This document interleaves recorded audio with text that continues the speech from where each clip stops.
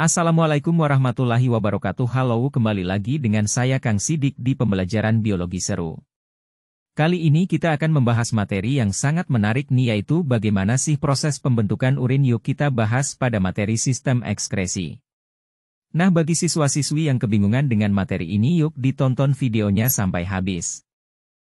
Baiklah, sebelum kita bahas lebih lanjut materi sistem ekskresi, kita pahami dulu ternyata di dalam tubuh kita ada yang namanya sistem pengeluaran, di mana zat atau sisa yang ada di tubuh kita harus dikeluarkan. Oke, sistem pengeluaran di dalam tubuh kita ada tiga. Yang pertama, ekskresi merupakan sistem pengeluaran sisa metabolisme yang tidak berguna bagi tubuh kita seperti urin, keringat, karbon dioksida, dan uap air. Yang kedua, sekresi merupakan pengeluaran sisa metabolisme yang masih berguna bagi tubuh seperti hormon dan enzim. Yang ketiga, defekasi adalah pengeluaran sisa pencernaan. Yang pertama kita bahas adalah sistem ekskresi yang terdiri dari 4 organ, yaitu ginjal, kulit, paru-paru, dan hati. Yang pertama, ginjal merupakan komponen utama penyusun sistem ekskresi manusia, yaitu urin. Yang kedua, kulit merupakan organ ekskresi untuk proses pengeluaran urin dan sebagai alat indera. Yang ketiga, paru-paru merupakan organ ekskresi gas CO2 dan H2O sisa pernapasan. Dan yang terakhir adalah hati. Organ ini dapat mengekskresikan getah empedu, zat sisa dari perombakan sel darah merah yang telah rusak dan dihancurkan di dalam limpa. Semua organ tersebut harus berfungsi di dalam tubuh kita karena organ tersebut dapat menjaga homeostasis atau keseimbangan cairan di dalam tubuh kita. Manusia memiliki sepasang ginjal berukuran sekitar 10 cm. Letak ginjal di rongga perut sebelah kiri dan kanan ruas-ruas tulang pinggang.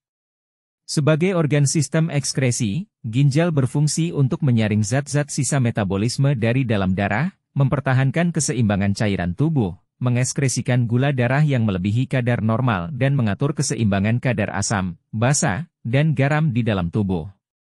Struktur ginjal terdiri dari medula, korteks, pelvis ginjal, dan ureter. Di dalam bagian medula terdapat nefron ginjal. Nefron merupakan saraf ginjal, tempat pencucian darah. Nefron adalah bagian terpenting dari setiap ginjal.